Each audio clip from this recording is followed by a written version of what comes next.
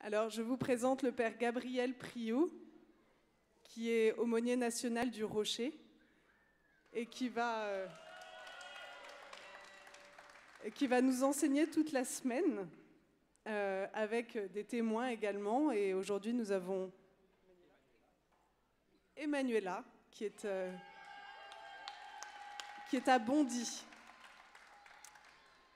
On va les confier à la Sainte Vierge. On va confier aussi notre chemin avec Bartimée. Je vous salue Marie, pleine de grâce. Le Seigneur est avec vous. Vous êtes bénie entre toutes les femmes, et Jésus, le fruit de vos entrailles, est béni. Sainte Marie, Mère de Dieu, priez pour nous pauvres pécheurs, maintenant et à l'heure de notre mort. Et on vous avait dit que l'évangile, on avait besoin de le mâcher, le mâcher, le mâcher. Et donc on va commencer encore cette matinée avec le père Dollier Paul, qui va nous réciter l'évangile de Bartimée et il va nous surprendre.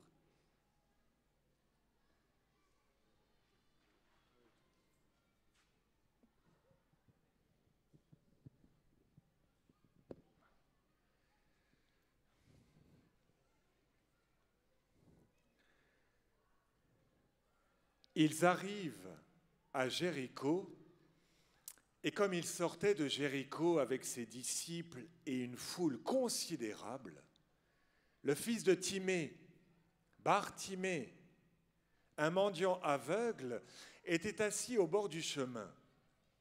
Quand il apprit que c'était Jésus, le Nazaréen, il se mit à crier « Jésus, fils de David !» « Aie pitié de moi !» Et beaucoup le rabrouaient pour lui imposer silence. Mais lui criait de plus belle. « Fils de David, aie pitié de moi !» Jésus s'arrêta et dit « Appelez-le !» On appelle l'aveugle en lui disant « Aie confiance, lève-toi, il t'appelle !» Et lui, rejetant son manteau, bondit et vint à Jésus. Alors Jésus lui dit, « Que veux-tu que je fasse pour toi ?» L'aveugle répondit, « Rabouni, que je recouvre la vue. » Jésus lui dit, « Va, ta foi t'a sauvé. » Et aussitôt il recouvra la vue et il cheminait à sa suite. Ils arrivent à Jéricho, et comme ils sortaient de Jéricho avec ses disciples et une foule considérable, le fils de Timée, tu le connais, Bartimée, un mendiant aveugle, était assis au bord du chemin. Quand Jésus s'approcha, il cria d'une voix forte, « Ah, Jésus, fils de David, aie pitié de moi! Jésus, fils de David, aie pitié de moi! » Et beaucoup le rabrouaient pour lui imposer silence. Jésus s'arrêta et dit, « Appelez-le !» Jésus, alors on appelle l'aveugle en lui disant, « Aie confiance, lève-toi, il t'appelle. Tu as de la chance, toi, hein? Bon. » Alors, on appelle l'aveugle et il recommence. « Jésus, fils de David, aie pitié de moi. » Bon. Jésus lui dit, « Que veux-tu que je fasse pour toi ?» L'aveugle lui répondit, « Rabouni, tu ne vois pas que je ne vois pas? Que je recouvre la vue ?» Jésus lui dit, « Va, ta foi t'a sauvé. » Et aussitôt il recouvra la vue, il cheminait à sa suite. Et j'ai oublié le manteau. Vous avez vu, je l'ai oublié dans la récitation, j'ai été intimidé par vous. Hein? Bon, je ferai mieux la prochaine fois. Merci.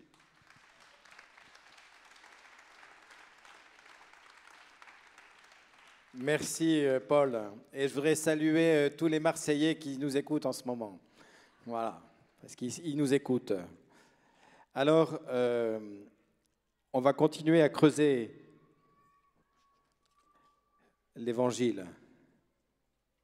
Oui, c'est ça. Vous savez que le cri de Bartimée, il vient de très loin, très très très loin, très profond, puisque Jéricho, c'est la ville la plus basse du monde, 240 mètres en dessous du niveau de la mer. Donc vous voyez que le cri, il part de bas. Hein. Des profondeurs, je crie vers toi, Seigneur. Et notre cri, il n'est pas encore assez profond, c'est pour ça qu'on en parle aujourd'hui, qu'on creuse, n'est-ce pas les jeunes? On creuse, hein. Il faut creuser, hein. Il faut creuser son puits profond. Et donc, voilà, je vous le disais, donc, et que fait Jésus? Jésus, lui, il monte à Jérusalem. Lui, il sait très bien où il va. Il va sur la croix. Il y a tous vos cris qui sont là, sur la croix. Tous les cris que vous avez poussés, mais c'est à travers tous ces cris, ce sont tous les cris de notre humanité. Voilà, un cri. Et puis le cri de Bartimée, c'est le fils de Timée qui s'adresse au fils de David, c'est-à-dire au fils du roi. Le fils d'un inconnu s'adresse au fils du roi. Il faut bien entendre cela. Le Nazarénien, dont on dit que c'est Jésus le Nazarénien qui passe, tout de suite, Bartimée sait que derrière ce Nazarénien, c'est le fils du roi, c'est le prince, c'est même le roi des rois, celui à qui on peut tout demander. Alors on va écouter le témoignage de Emmanuela, qui elle aussi, comme moi, comme vous, crie vers Dieu. Bonjour à vous, je m'appelle Emmanuela Baker, je suis mère de 3 enfants, j'habite Bondy, je travaille pour le Conseil général de la Seine-Saint-Denis, je suis une maman et une famille comme vous et comme tous les autres. Je voudrais témoigner sur mon divorce. J'ai crié des profondeurs de l'abîme. En revenant de Paris en 2015, je rentre dans ma maison, point de mari, point de vêtements, point de repère, de couple. Pendant 3 jours, j'étais au fond de l'abîme. J'ai pleuré, j'ai crié, je me suis adressée à Dieu. Ça a été un petit peu, je dirais, un calvaire, mais bon, voilà. J'ai donné 1 année de compréhension, de temps à mon mari, mais j'étais obligée de passer à l'acte parce que mon mari avait délibérément fait un enfant avec la sœur de ma meilleure amie, et c'est ma meilleure amie qui me l'a confirmé. Sur ce, je suis rentrée en contact avec lui pour lui demander le divorce. Il m'a demandé, est-ce que c'est bien ce que je voulais? Et je lui ai dit oui. Mais le cri là, c'est que ce monsieur ne voulait rien entendre parce qu'il ne voulait pas divorcer. Et à chaque fois, je prenais des demi-RTT pour qu'on puisse voir l'avocat. Il ne venait pas. Sur ce, j'ai eu mon fils qui m'a vraiment aidée, mes frères de la communauté qui étaient là et qui m'écoutaient. Sur ce, je priais dans ce sens. Seigneur Jésus, pourquoi m'as-tu fait cela? Qu'est-ce que je t'ai fait? Pourquoi je me sens trahi, abandonné, délaissé? Et je lui disais, fils de David, aie pitié de moi. Je ne peux pas vous dire, mais voilà, j'avais l'impression que Jésus ne m'entendait pas. Il ne m'écoutait pas. Peut-être que je voulais que ça y aille trop vite, mais voilà, il fallait de la patience. Sur ce, mon fils, encore, qui ne me lâche pas, il me dit, tu aimes bien cette situation. Et je ne voulais pas mélanger le tout, enfant, voilà. En tant que maman, on a des choses qu'on aime bien garder pour soi. Et un jour, il est passé à l'acte pour moi. en allant voir son père, en lui disant, bon ben là, ça ne peut plus durer, il faut que tu te lances. Si tu n'acceptes pas ce divorce, je ne te saluerai plus. Et il est venu. Voilà.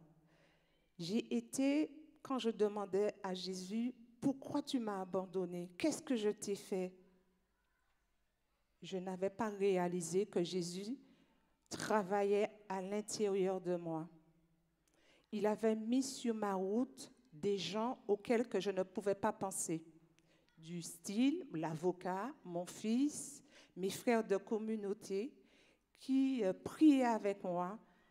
Bon, j'avais peut-être un déni, mais voilà, je savais que, et j'ai réalisé bien longtemps après, que tout ce petit monde, c'était Jésus qui les avait mis à travers moi.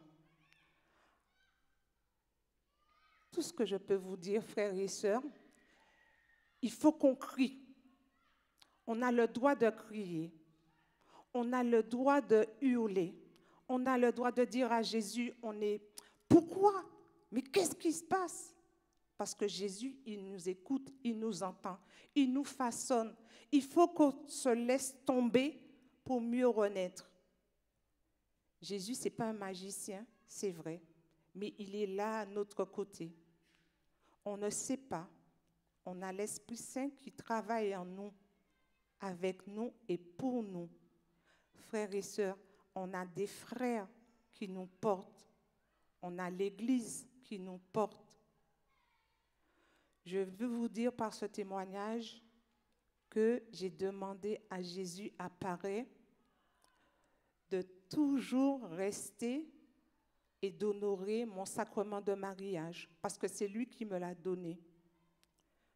Je lui ai promis de ne pas avoir d'époux, mais de le suivre. Voilà mon chemin. Et les fruits, alors là, j'ai plein de fruits. Plein, que vous ne pouvez imaginer. J'ai fait dans ces fruits-là, il y a des combats, mais j'ai des beaux fruits. La compassion avec mon mari, le jour où on est allé voir le juge. Je me retourne, il était assis, et je dis, mais Seigneur, qu'est-ce qui se passe? Pourquoi je ne suis pas en colère? Pourquoi? Et je vais vous raconter. Mon fils aîné est parti en Amérique. Pour vous dire le fruit, il nous a donné à ses parents le droit d'aller faire et chercher la clé de sa maison, parce qu'il changeait de maison. Nous, on est allés en tant que parents qui venaient de divorcer 1 heure de temps, faire l'acquisition des lieux pour le logement de notre fils aîné. Ça, c'est pas la grâce de Dieu? Voilà, vous voyez, quand on se laisse porter, on ne peut s'imaginer ce qu'on aura, parce qu'il faut être patient, compréhensif, doux, sage et humble.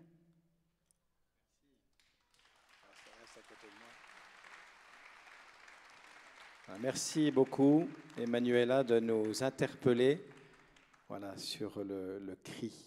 Mais vous savez que dans la Bible est parcourue par des cris, mais le premier cri, ce n'est pas le cri de l'homme, c'est le cri de Dieu. Souvenez-vous, dans la Genèse, l'homme, Adam et Ève, ont transgressé, n'ont pas obéi à Dieu, ils se sont cachés parce qu'ils avaient peur.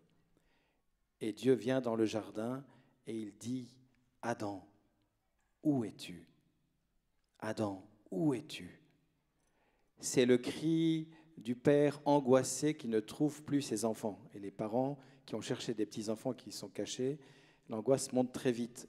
Adam, où es-tu? Ça, c'est un cri très profond de Dieu qui sent son enfant le quitter. Donc ce cri, Dieu le crie pour chacun de nous. À chaque fois que nous nous éloignons, à cause du péché, à cause de la désespérance, etc., Dieu dit, mais où es-tu? Où est-ce que tu habites? Et on a entendu l'évangile de Saint Jean ce matin.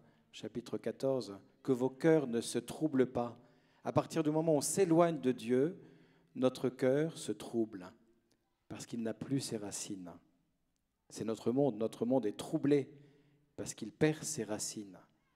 Il perd cette filiation. Ça, c'est le premier cri.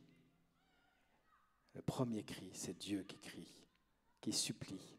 Et on entend ce cri dans l'Exode au chapitre 3, vous savez, quand Moïse est devant le buisson ardent. Vous vous souvenez de ce passage? Il voit ce buisson qui se consume et qui ne se détruit pas. Et tout d'un coup, Dieu lui montre et lui donne sa vocation en disant « J'ai entendu le cri de mes enfants en Égypte, affamés. J'ai entendu ce cri et je vais t'envoyer. » Vous savez combien d'hommes et de femmes et d'enfants souffrent de la faim aujourd'hui dans le monde? Plus de 800 millions souffrent chaque jour de la faim. Plus de 800 millions crient leur faim, comme les Hébreux en Égypte qui n'avaient plus de quoi manger. Ça, c'est le cri de l'humanité. Et Dieu entend ce cri et il envoie Moïse. Et puis, il y a un autre cri au cœur de l'Évangile. Et ce cri, Emmanuela l'a dit tout de suite. « Pourquoi m'as-tu abandonné ?» Vous savez qui l'a crié, ce cri? C'est Jésus sur la croix. Mon Dieu. Et le texte est très fort, je vous le relis dans Saint Marc. Au chapitre 15, verset 33. Quand il fut la 6e heure, l'obscurité se fit sur toute la terre jusqu'à la 9e heure, c'est-à-dire 3 heures de l'après-midi. Et à la 9e heure, Jésus clama un grand cri. Eloi, Eloi, lema sabachthani, ce qui se traduit « Mon Dieu, pourquoi m'as-tu abandonné ?» Vous voyez, ce Dieu qui s'est fait homme prend le cri des hommes pour le lancer vers son Père. Parce que le cri de Jésus sur la croix, c'est le cri de l'humanité entière qui cherche un salut. Vous voyez ? Le cri de Jésus sur la croix. Et le dernier cri de la Bible, c'est le cri, c'est notre cri encore, dans l'Apocalypse, dernière phrase, c'est un cri de désir. Viens, Seigneur Jésus. On le dit ensemble? Viens, Seigneur Jésus. Voilà, il n'y a plus que lui. Il n'y a pas d'autre nom que Jésus. Il n'y a plus que lui, le Sauveur de l'humanité. Viens, Seigneur Jésus. Vous voyez, ces cris qui parcourent la Bible, c'est finalement la condition, notre condition d'homme et de femme, d'enfant, de jeune, d'ado, qui ne pourra pas s'en sortir par lui-même, qui doit crier vers le Très-Haut. Alors, quels sont nos cris? Alors, si je devais lire tous les cris qui sont sur cette croix, on en aurait jusqu'à demain matin. Mais il y a quelques cris qu'on pourrait un peu écouter. Il y a les cris de la Bible, voilà, le témoignage, on l'a entendu. Mais les cris, c'est des cris de... J'ai dit les cris de la faim, mais c'est les cris de la souffrance, c'est les cris de ces parents qui voient leur enfant souffrir, ou de ces parents qui voient leurs jeunes quitter la foi, s'éloigner, et qui ne peuvent rien faire. Mais c'est aussi, je pense à tout le cri des jeunes. Vous voyez, l'autre jour, j'ai enterré, je suis dans une paroisse des quartiers nord de Marseille, j'ai enterré un jeune de 24 ans qui avait été buté, comme on dit à Marseille, par une bande adverse. Alors, il n'était pas clean, hein, le gars, hein, il n'était pas clean. Et pendant la célébration des obsèques, il y avait toute la famille éplorée. Et pendant l'homélie, tout d'un coup, le Seigneur a mis dans mon cœur un cri. D'abord, il y avait la compassion pour cette famille qui souffrait, qui était vraiment transpercée. Puis à un moment donné, il y a eu ce cri, il m'a dit, mais Seigneur, mais c'est pas possible. On ne va pas laisser cette jeunesse partie dans la drogue se laisser tuer, se laisser massacrer. C'est une injustice. C'est le cri de l'injustice. Et j'ai crié une certaine forme de colère devant cette situation insupportable, insupportable. Voilà le cri des jeunes, ou le cri des jeunes, on les entend au rocher, des grands jeunes qui cherchent du travail, et parce qu'ils s'appellent Mohamed ou Abdul ou Santiago, on les met de côté, on les ostracise, c'est pas normal. Ça, c'est des cris, il faut les entendre, ces cris. Et vous pouvez les entendre, hein. Demandez les YouTube du rocher, vous verrez ces cris, c'est assourdissant par moments, assourdissant. Voilà, puis je pense aussi aux cris de vous, là, les ados, là. Hein, vous n'aimez pas l'injustice non plus. Hein. Quand il y a des injustices dans les écoles, c'est rude. Mais il y a d'autres cris plus profonds. Quand vous êtes pris, quand on est tous pris par l'addiction, par les séries qui n'en finissent pas et on n'en sort pas, et on est pris par ça, ou par la pornographie qui nous envahit. Est-ce que vous criez? Est-ce que nous crions pour être sauvés de cela? Le démon, il prend sa part là-dedans. Il prend sa part là-dedans. Vous voyez, ces cris sont des cris qui sont vraiment forts. Je pense à un autre cri par rapport à toutes ces personnes qui ne se savent pas ou ne se sentent pas aimées. Un jour, j'étais encore dans une homélie. Je dis quelle est la plus grande maladie. Alors, il y a Romuald qui se lève, un homme qui est très fragile psychologiquement. Il me regarde, il me dit, la plus grande maladie, c'est de ne pas se sentir digne.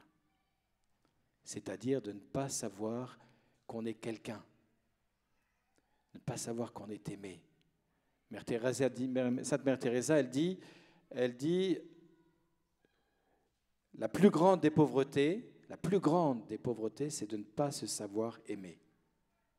La plus grande des pauvretés.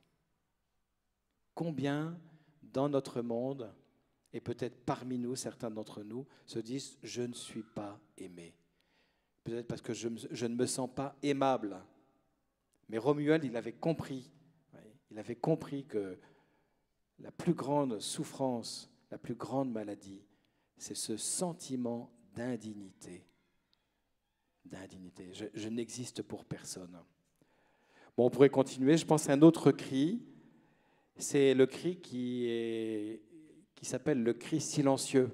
Il y en a qui connaissent peut-être. C'est un film qui a été tourné en 1984 à partir d'une échographie. Alors, excusez-moi, c'est un peu violent, mais sur un avortement. C'était le docteur Nathanson qui était dans une clinique aux États-Unis, qui était une clinique d'avortement. Et il a vu cela. Il a vu l'embryon, le fœtus se débattre. Et là, il était complètement saisi. Il a entendu ce cri silencieux. Et il a changé, il a arrêté cette boucherie, il a arrêté ce truc. Vous voyez, il a entendu un cri silencieux. Et aujourd'hui, frères et sœurs, vous le savez, hein, en ce moment, ce qui se passe pour nos lois bioéthiques, on veut faire de la marchandisation du corps humain, on veut utiliser le corps comme de la matière. Nous avons un cri vers le Seigneur à faire monter. Un cri, dire « Seigneur, mais ce n'est pas possible. Tu ne peux pas laisser faire ça. Tu ne peux pas laisser faire ça. » C'est pas, vous voyez, c'est ce qu'on appelle une sainte colère. On a le droit d'avoir des saintes colères. Comme Jésus, quand il arrive au temple et qu'il voit tous les marchands du temple et qu'il se prend un fouet et qu'il dégage tout le monde. Il ne touche pas les personnes, mais il fait tomber les trucs là. Vous voyez, sainte colère.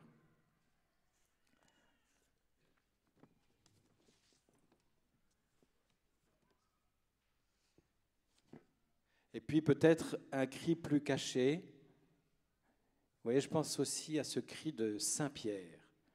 Saint Pierre, il a renié 3 fois Jésus. Il n'était pas très, très joyeux. Il était d'autant moins... Il avait une honte terrible, en fait. Le cri de la honte. Il a fallu que Jésus lui demande 3 fois « Est-ce que tu m'aimes ?» pour qu'enfin il puisse dire « Seigneur, tu sais tout. Tu sais que je t'aime. » Le cri de la honte, ça c'est terrible, parce que ça peut nous enfermer sur nous-mêmes. Vous voyez, c'est le péché qui nous enferme sur nous-mêmes et le démon qui dit « de toute façon, tu es nul, donc ce n'est pas la peine, n'espère rien. » Voilà. Et Jésus va venir chercher Pierre qui avait la honte et va le saisir en lui disant « mais est-ce que tu m'aimes ?» Il le guérit, vous voyez, par ces 3 questions. jusqu'à ce que Pierre dise, voilà, maintenant j'arrête de mesurer moi-même, de me regarder moi-même, je te regarde, et par mon cri, mon regard qui est un cri, tu viens me sauver. Voilà, tout ça, c'est tous les cris de Bartimée.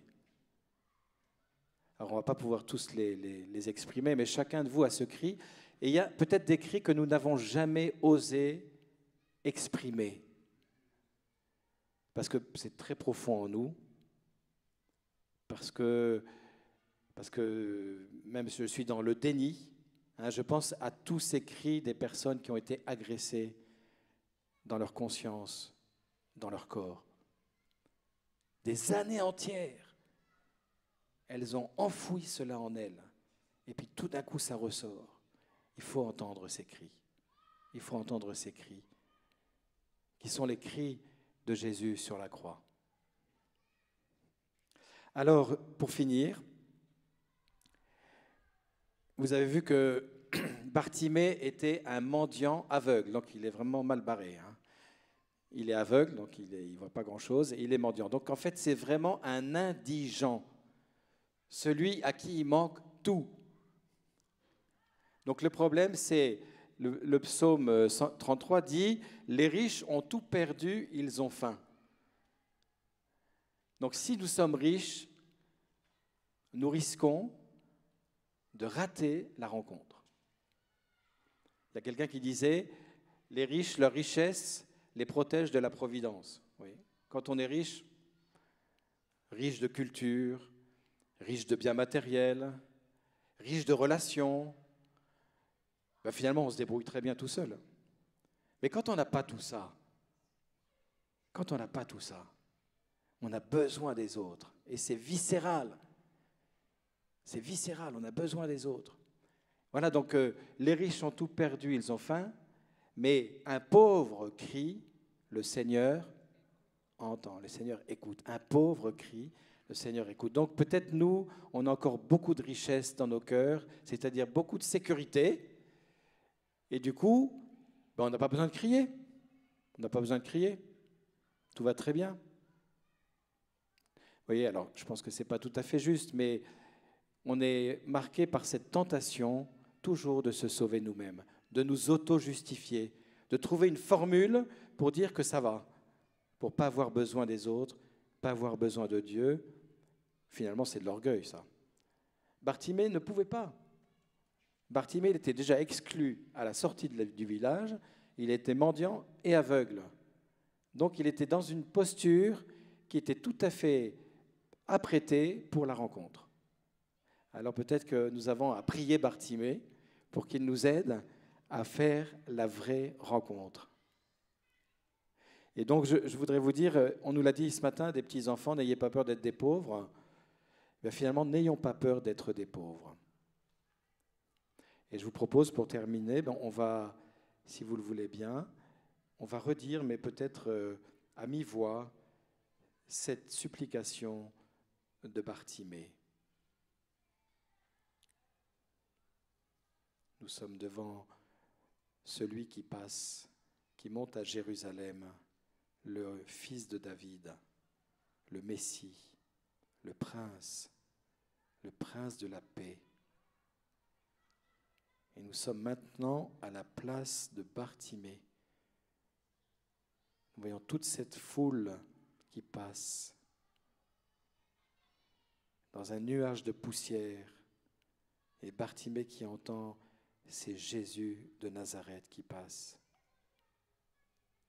Alors du plus profond de nos cœurs, nous pouvons dire, Fils de David, Jésus, prends pitié de moi. Fils de David, Jésus, prends pitié de moi. Fils de David, Jésus, prends pitié de moi. Fils de David, Jésus, prends pitié de moi. Encore, Fils de David, Jésus, prends pitié de moi. Fils de David, Jésus, prends pitié de moi.